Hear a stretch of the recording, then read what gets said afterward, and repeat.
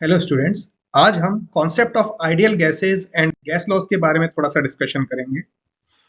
सबसे पहले हम समझें concept of an ideal gas. In an ideal और perfect gas there are no intermolecular forces of attraction और रिपल्शन। किसी भी आइडियल या परफेक्ट गैस की यदि हम बात करते हैं तो उसमें there are no intermolecular forces of attraction और रिपल्शन। लेकिन हमारे पास में जो एक्चुअल केस में जो हमारे गैसेस के मॉलिक्यूल्स होते हैं उनके बीच में यहाँ पर फोर्सेस ऑफ अट्रैक्शन या रिपल्शन हो सकता है। दूसरा, it's phase remains same during a thermodynamic process. यदि कोई सिस्टम आपका वन स्टेट से फिर उसने सेकंड स्टेट पे आया है तो उस केस में उसका जो फेज है, फेज यानी जो सॉलिड लिक्विड या गैस जिसको हम बोलते हैं, तो वो फेज रिमेन्स कांस्टेंट, तो वो गैस का गैस रहेगा, वो हमारा कभी लिक्विड या सॉलिड नहीं बनेगा। Third, it follows a set of common rules about the change of its property. तो ये जो परफेक्ट गैस है वो कुछ सेट ऑफ कॉमन रूल्स हैं उनको फॉलो करेगी ड्यूरिंग दैट चेंज। नेक्स्ट हम बात करें, under low pressure and high temperatures the gas molecules are distantly far apart and molecular forces of attraction और repulsion between them is quite small. तो यदि हमारे पास में दो मॉलिक्यूल्स काफी दूरी पे रहेंगे तो उनके बीच में आपकी जो इंटरमॉलिक्यूलर फोर्सेस ऑफ अट्रैक्शन या रिपल्शन है वो बहुत कम होगा। तो ये कब हो सकता है? जब लो प्रेशर हो और हाई टेम्परेचर हो। जब लो प्रेशर और हाई टेम्परेचर होगा उस केस में हमारे पास में ये जो मॉलिक्यूल्स हैं उनके बीच में इंटरमॉलिक्यूलर फोर्सेस ऑफ अट्रैक्शन या रिपल्शन काफी कम होंगे। लेकिन जैसे जैसे हम उस पर प्रेशर किसी सिस्टम में यदि हम उसका प्रेशर बढ़ा देते हैं, इसमें प्रेशर हाई कर देते हैं इसका, और हम साथ ही साथ में इसका टेम्परेचर लो कर देते हैं, तो इस सिस्टम की डेंसिटी काफी हाई हो जाएगी। तो उस केस में ये जो रियल गैसेस हैं they will deviate from ideal behaviour, तो वो रियल गैसेस की तरह हम उसको वहां पर लेंगे। और लेकिन यदि हमारे पास में लो प्रेशर है और हाई टेम्परेचर्स है उस केस में हम रियल गैसेस को एज अ आइडियल गैस या परफेक्ट गैस ट्रीट कर सकते हैं। नेक्स्ट देखें, in real gases specific heats changes with temperature. जो हमारी और सीपी और सीवी होती है, specific heat at constant volume और कांस्टेंट टेम्परेचर होती है, वो टेम्परेचर के साथ साथ में चेंजेस होती है, लेकिन फिर भी over reasonably small ranges of temperature this change is insignificantly small. हमारे जब थोड़े से रेंज होती है, जब हमारे स्मॉल रेंजेस ऑफ टेम्परेचर होते हैं, तो उसमें ये जो सीपी और सीवी के जो चेंजेस है विद रेस्पेक्ट टू टेम्परेचर वो काफी कम होते हैं। तो उस केस में हम जो है उसको एज ए परफेक्ट या आइडियल गैस की तरह ट्रीट कर सकते हैं। नेक्स्ट हम बात करें कि thus under low pressure and high temperatures the real gases may be approximated as ideal gases। तो हमारे पास में लो प्रेशर पे और हाई टेम्परेचर्स पे जब हमारे मॉलिक्यूल्स के बीच में काफी दूरी होगी, जब इंटरमॉलिक्यूलर फोर्सेस ऑफ अट्रैक्शन या रिपल्शन कम होंगे, तो हम रियल गैसेस को as a ideal gas treat कर सकते हैं। अब हमारे पास में है बॉयल्स लॉ। ये परफेक्ट गैस या आइडियल गैस के लिए जो लॉ है उसमें से पहली लॉ है बॉयल्स लॉ, जो बोलती है it states that at constant temperature remains constant at constant temperature when a given mass of perfect gas changes it's state. मान लीजिए आपके पास में कोई एक सिस्टम है, उस पर कुछ ऑपरेशन हुआ, पहली स्टेट से वो सेकंड स्टेट पे आया है, then volume is inversely proportional to the absolute pressure. किस केस में? जब आपका टेम्परेचर कांस्टेंट है। जब हमारा टेम्परेचर कांस्टेंट है उस केस में volume is inversely proportional to the pressure.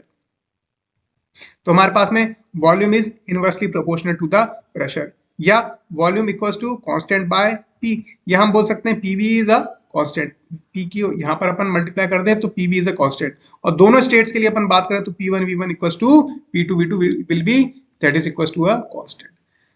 तो यदि हम इसको एक पिस्टन सिलेंडर अरेंजमेंट से समझना चाहें तो ये हमारे पास में एक सिलेंडर है, इसके अंदर हमारा ये पिस्टन है। यदि मान लीजिए मैं इसका जो प्रेशर है यहां से इसको, यहां पर परफेक्ट गैस या आइडियल गैस है, यदि मैं इसका प्रेशर बढ़ा देता हूं तो इसका वॉल्यूम घट जाएगा। वो यहां पर बोला जैसे जैसे हाई प्रेशर होगा वैसे वैसे आपका वॉल्यूम घटेगा, लेकिन कंडीशन क्या है? Temperature remains constant. तो यदि हमारे पास में हाई प्रेशर इसको बंद देंगे तो इसका वॉल्यूम घट जाएगा, हाई प्रेशर पे लो वॉल्यूम, वो भी इनवर्सली, तो volume is inversely proportional to pressure. और वाइस वर्सा भी होगा, यदि मान लीजिए इसका प्रेशर घट जाता है या इसका वॉल्यूम बढ़ जाता है तो इसका प्रेशर यहाँ पर घट जाएगा। लेकिन कंडीशन क्या होनी चाहिए? कंडीशन यही होनी चाहिए कि जो टेम्परेचर है दैट विल रिमेन कांस्टेंट। तो उस केस में volume is inversely proportional to pressure.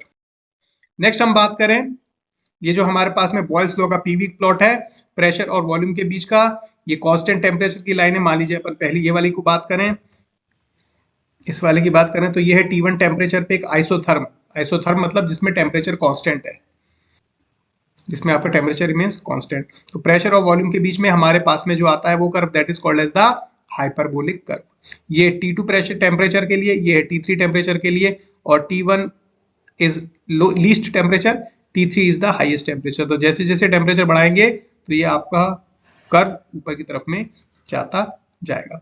तो ये आपकी क्या हो गई? This is your Boyle's law on PV plot.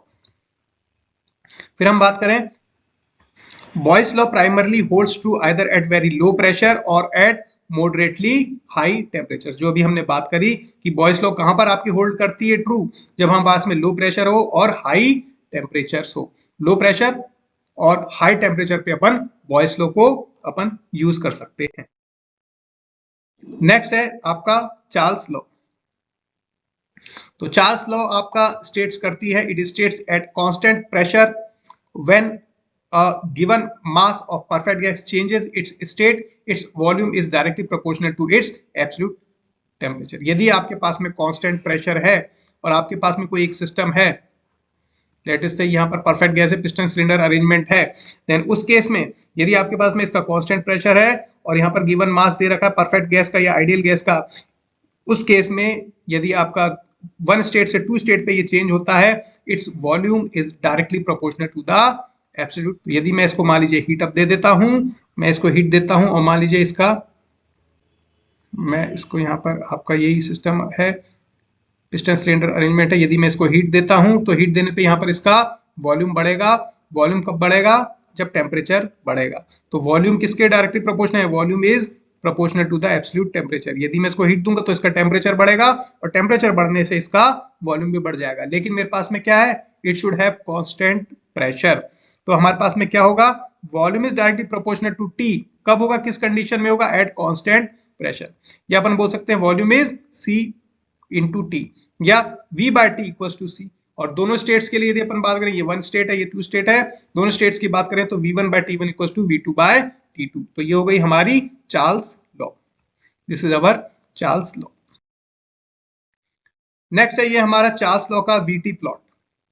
तो अभी अपन ने देखा VT प्लॉट, वॉल्यूम और टेम्परेचर के बीच की रिलेशनशिप आपकी लीनियर आएगी। यहाँ पर ये टेम्परेचर है आपके केल्विन में, this temperature is in kelvin, और ये आपका वॉल्यूम।